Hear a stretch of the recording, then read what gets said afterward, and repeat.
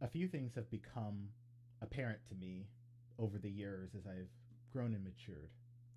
The first is that I am not particularly good at math, and this really pains me because my job involves a lot of math. The second is that I'm not a very good YouTuber, and this pains me because my hobby is playing music for y'all on YouTube. But what I do have that I hope speaks in my favor is that I'm a gigantic nerd who will still try doing both of these things just because I can. And so today I wanted to try to walk through what I feel is either a bug on YouTube's end or me misunderstanding something very fundamental about math. And if any of you are math folks and can help guide me through where I'm making this mistake, please correct me at any point in this video. I probably won't be paying attention to the live chat, but I'll probably look for the chat log after the video, and once this goes up as an archive, then I'll be checking for any comments there. Okay, so what is the story here? So this is probably a terrible habit, but whenever I publish a new video, I look for the analytics. And I know that's terrible because it's bad for everyone's psychology, and no one should ever look at the analytics. It's bad news. But I do that. And I'm not expecting anything great because I know I'm a terrible YouTuber. I've already accepted that. That's fine. But, you know, it's good to see how things are performing. And the challenge is that sometimes I see things in the graphs that just irk me. And in particular, there is a metric on my latest video for audience retention that I'm seeing that just doesn't make any sense to me. So I'll pull this up here. So you can see for this Mermaid Legend video that YouTube is claiming that I have 51.3% average percentage viewed. But then it shows this graph down below that shows, you know, what percentage of viewers are watching at every time slot in the video.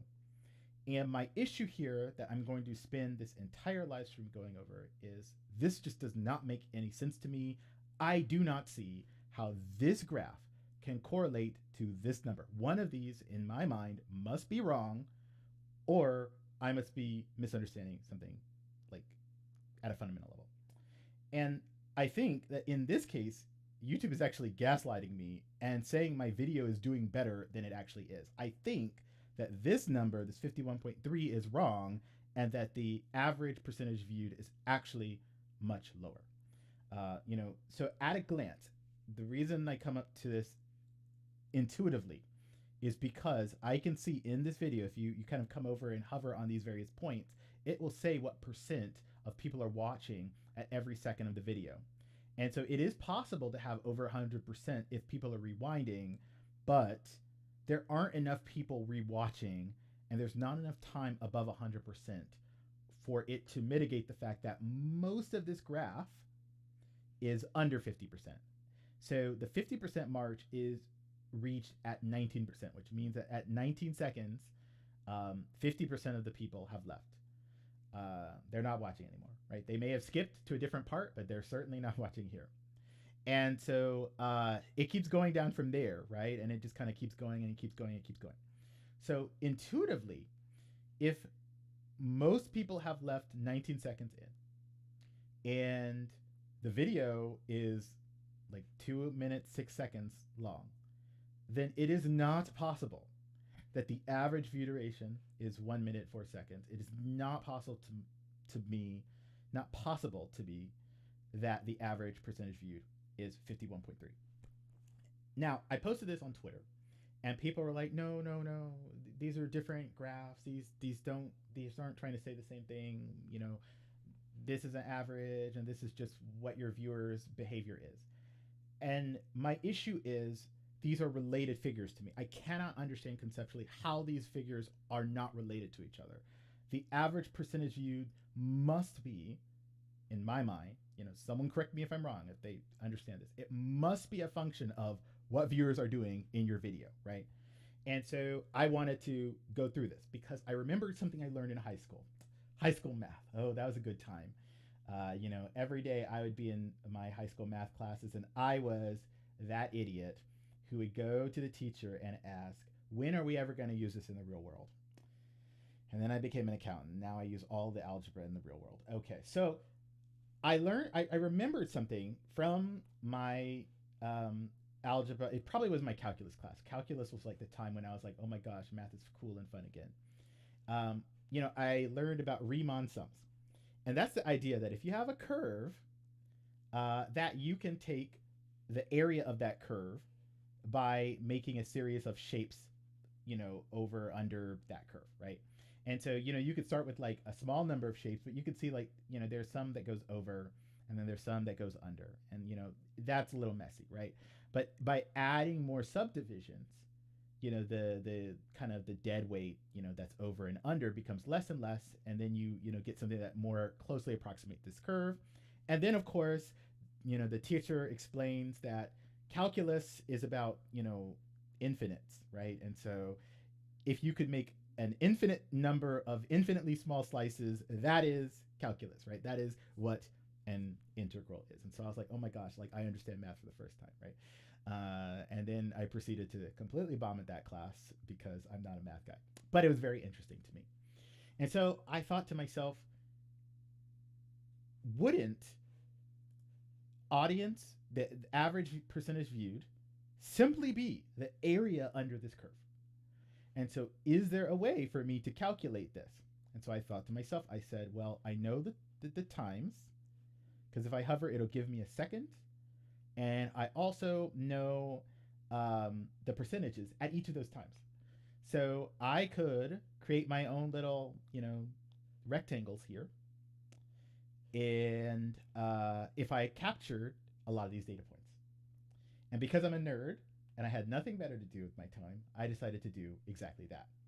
Now, the one thing I'll say is like Riemann sums use rectangles, but this will work with any, well, I don't know if it'll work with any shape, but it'll work with a lot of shapes. So for example, instead of having a rectangle, you could have like a parallelogram, right? Which is like, you have like, not a straight, whatever. I'm not a math person, right? And so in that case, you would capture like, in my case, the, percent watching at time X, and then the percent watching at time X plus 1. And you can average the two, and that's like the area of a parallelogram. Like, okay, I had to like Google for how to calculate the area of a parallelogram. It's been a long time. I wasn't very good. Geometry was like when I fell off the math bandwagon, but I figured it out, and this should work, right? Okay, so first of all, before we get into this one, I wanted to go through a different example to see, like, am I crazy? Like, is this like, have these never been aligned to each other? And so what I did was I did the video before my latest video, which has an average view duration, an average percentage viewed, and a graph that makes sense to me. Like if you told me that this was 84% average percentage viewed, I would look at this graph and I would say, yeah, that checks out, right? Like you have, this portion that's up, 100%, and it kind of goes down to 80%, and there's a little bit below, but it makes sense that the average would be 84%. So what I did was I came through, and you could see this is mysterious shop, and I put this in, and I went through every single second, and I captured the timestamp, and I also captured what is the percent here. And I did another step further for this one, is if you actually click this see more, it'll give you, one more significant figure. So, instead of just 148, it'll give you 148.5, right? So I did that for all of these times. And it's probably overkill because you don't actually need to do this, right? But because I use Excel every day at my job, and I'm a nerd, I did that, right? So you can see here is a timestamp of all of these, right? And here is the percent of viewers watching. This is basically an exact replica of here, just in an Excel format, right? And so the concept here is that each of these points, like if you like made them into a shape here, like this would be like a parallelogram where you have like one side is the 0 second mark and the other side is the 1 second mark, and then you have you could take the weighted average here. You're not the weighted average, just the average here, and that would be kind of like your, height, base 1, base 2 parallelogram formula. Like, right, okay. And so that's what I did. I did, this one plus this one divided by 2, and then I did the difference of these to kind of get the average here. Or rather, the average is divided by 2, right? And then this is to get the amount of time that has passed between here. In this case, I used it 1 second every time, so really this should be 1 second every time. But for the other one, I did a little bit of, I didn't quite go that granular, so it's not always 1 second. And so what this is basically saying, and I'll tell you something. So this is an issue about how Excel works. So whenever you do anything with dates in Excel, it is calculating it in terms of days. Excel, for some reason, it's clear what the reason is. Microsoft built it that way. Calculates dates as the number of days since, I want to say, like January 1st, 1900, right? So like anytime it sees something that looks vaguely like a date, it's going to calculate that as the number of days since January 1st, 1900. Like if I do this January 1st, 1900, right? Then I put that into, like, can I do this the right way? Come on, January 1st, 1900. So you see this. This is in a date format, right? Like we all see that, right? Like, but what this really is it's a number, right? And it's the number like 1, right? But if I do like January 2nd, 1900, then this is also a number, and it's the number 2, right?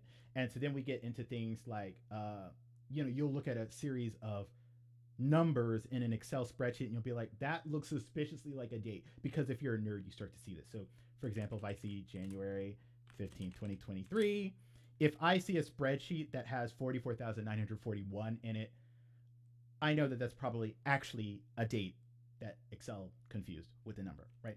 Okay, so that's all fine and good. That means we can do math, right? The problem is that because it's treating everything as days, when we try to do math with seconds, it's still treating that as a date, right? Like this is midnight on January 1st, 1900, and that's like the lowest number there can be. And this is like 1 second after January 1st, 1900 midnight. Like that's what it's doing. And so when we try to calculate this, the trapezoid area is actually going to be in days, right? So that's a little annoying. So, I used the power of rent, and I was like, 525,600 minutes. And I was like, wait, no, I don't need minutes. I need seconds. And I determined through a Google search that the number of seconds per day. Okay, hold on. Let me just double check this. If I got this wrong, I feel so bad. Number of seconds in a day. 86,400. Okay, so I did this right. See, the secret is you don't have to know math. You just have to know how to research. Like that's the secret to everything. So basically, in this formula, I am doing this times the seconds per day. And I didn't want to type this out, so I actually did this over here. So this is seconds per day, and it's the seconds per day don't change. So it's great. It's great. So great job. You're learning a lot about Excel. You can bill me later. So what this represents, let's think about what this represents and whether this makes sense. So what this is saying is that in the first second of the video, I have accumulated 1.45 seconds of watch time on average, right? That's what this is saying. And if we think about that, that makes sense because at 0 seconds, 148% of people are watching, and at 1 second, 141% of people are watching. So on average, it's around 145%. And then similarly, when we go from 1 second to 2 seconds, that's another second has passed. But I accumulate more than 1 second of watch time because on average, 141% of my audience is watching and 133% is watching at second 2, which in between, that's like 1.38, right? Like if you know math, again, I'm asking you, please put in the chat, please put in the comments, where am I going wrong with this? Am I making a conceptual error? I don't see it. And so I'm asking you guys to help teach me. And so we can keep going forward and onward. Now, the important thing is we don't actually have to do this for every second. It's just the formula already has built into it that we're taking time 1 minus time 0, or time x minus time x minus 1. So if that's 3 seconds, that's fine. If that's 5 minutes, that's fine, right? But in this case, I did it every single second because the entire video was only 54 seconds long, and I had nothing better to do with my Sunday. And so you can see here that, you know, by doing this, you get a bunch of time that I'm accumulating per second from the audience. And then you can add all these up to show that the average view in seconds is 45.69. And then, as I mentioned before, the average length in seconds for this video is 54. So I can take 45 over 54 and get 84.6. And so in YouTube Studio for this video, it is saying that the average percent viewed is 45 seconds and that the average percent viewed is 84%.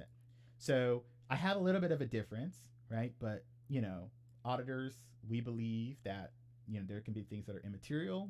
This is an immaterial variance. I waive further investigation. No big deal. But then I get to my other video, the video that caused me to start this entire live stream. This is saying 51.3, but this does not look like 51.3. And when I posted this on Twitter and Facebook, everyone was just like, these don't match, these don't tie, they shouldn't. And I couldn't understand it. And as we saw with this one, it does agree. They should reflect the same thing. And so what I did here was I also came through, and I'm just going to zoom in here so y'all can see this. And I came through and I did a bunch of timestamps, and I put in the percentage of viewers watching. Like you can see, this is a terrible video, or at least the audiences thought it was a terrible video. I liked it, but it was very weird, and I understand why people didn't like it. So, you know, the thing is, on this one, I was doing this from my tablet, so I was very low tech. I took a bunch of screenshots of me using my finger to hover over certain timestamps, and I couldn't quite get every second every time. So I ended up not doing every second. But the point is, like, you know, if we go back to my, you know, Riemann sum page, is like, you don't have to have it perfect, right? It's an approximation of the area. Like if we want to make it perfect, we would do an integral, but I'm not going to do an integral because I like shapes more than calculus. That's the answer. So, you know, assume that instead of doing this, like I'm doing something like this, it should be a little bit off, but it shouldn't be that far off, right? Like here, it wasn't that far off, right? So let's say that if it's like within 5% variance, and then we're okay, right? So I brought in all of these, right? And so you can immediately start seeing that the results are a little bit different than before. So in this first second, I still get a little bit more than 1 second of watch time because I'm going from 104 to 97%. But as soon as you go below that, I'm not getting a full second of watch time because it's going from 97 to 90. That means on average, I got less than a second on average from my viewers, right? I got nearly a second, but not a full second. I'll highlight, you know, the ones that are above a second here are not because I'm now above 100% retention. They're because in this case, I did not get 4 seconds. I got, you know, the gap is 2 seconds long. And so this is really saying out of a possible 2 seconds, I got 1.65. So that's what's happening there. And you can kind of see that as it goes along. Now, as we go down lower, you can start seeing that these numbers get really bad. Like, you know, from, second, 149 to 150, I'm only getting 0.17 of a second, right? Because it's only 17% watching at that time. That makes sense. So we can still do exactly the same thing as we did before. We can add all of these seconds up, and we can find out that my average view duration is 42.78 seconds. And if we take that by the total length of this video, it's 2 minutes, 6 seconds, which should be like 60 seconds. Then another 60 seconds is 2 minutes. So that's 120. And then there's another 6 at the end. So that's 126. Hopefully I did my math right. Please correct me if I got that wrong. And we can do that math, right? Get 42 over the 126 to say it should not be 51.3. It should be 33.95. So I suck. I suck more than YouTube wants to say I suck. And I'm upset that YouTube won't tell me the truth. Just tell me the truth. I can handle it. I can handle it. You don't need to remove dislikes from me. I can handle it. I'm a big boy. I can do it. So yeah, basically, we can see per this graph that YouTube is saying a couple of things that aren't like, I don't know how it's getting 1 minute 4 seconds, and I don't know how it's getting 51.3, because if I recompute this, I get 42. And if we compare that, like again, I said maybe if it's between 5% off, then I'll trust it. No, I see that the difference between this 34 that I think is the real number and the 51 that YouTube is reporting, it's a 33% variance. Like this is a massive variance. Like this needs to be explained, right? Like it could be my error, right? Like again, if you know math, like catch me at any point where I've made a mathematical error, and then we can all learn something, right? But I believe I haven't made any mistakes here. And if so, this is like 33% off, right? It's in my favor. Like it's saying I'm doing a much better than I think I actually am. But like if it's 34%, just tell me it's 34%. Like I'll take it, right? So that's the video. I don't have anything else I want to talk about. I was getting so upset on Twitter because people were not getting this. Like they didn't know that this was what I was asking. And then I went into a long back and forth with some guy who said that, oh, I was really just upset because I thought YouTube was suppressing me, and that instead of focusing on making better videos, I was like trying to, be disgruntled. And I'm like, no, I already get that I'm a bad YouTuber. Like that is not the issue. Like the issue is, as someone who deals with data on a daily basis and gets, I don't get paid for my YouTube stuff that much because I'm really bad at YouTube. I get paid a little bit more for my ability to work with spreadsheets. So I hope I'm a little bit better than that at that. In accounting, we have this concept of tying out numbers. And if you have a number, right, you got to back that number up. And when you back that number up, it has to tie. They have to agree. If they don't, something's wrong. Something's off. If you can't re-perform the steps to get to a number, something's off. Something's wrong. Something has to be checked out. Like that's the idea. And I know most people don't need to care about that, but I do because I'm a nerd and I've been trained to do it. And so again, if any of you have any ideas about what mistake I'm making here, please feel free. Leave a comment. Thanks.